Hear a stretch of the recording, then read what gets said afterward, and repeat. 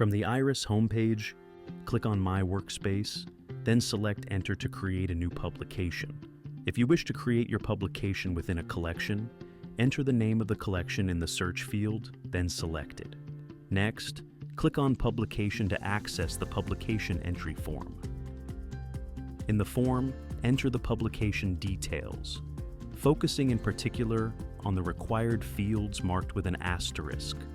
These are the type of publication, the institution where the research was carried out, the title, the publication date, and the editorial state.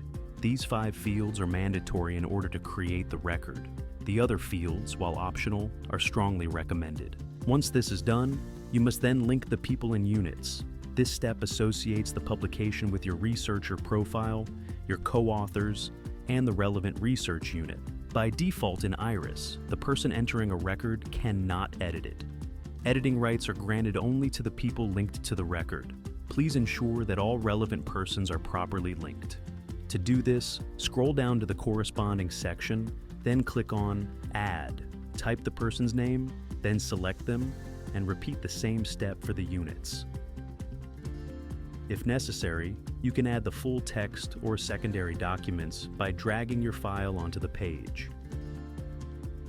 Alternatively, you can click on Browse and select the desired file from your library. Once the file is uploaded, you can edit its metadata by clicking on the corresponding icon. You can change the file name, the manuscript version, the license, and the document's accessibility. If you choose embargo as the access right, you must set the embargo end date, after which your document will become publicly accessible. After completing the required fields, the system will suggest a list of potential duplicates.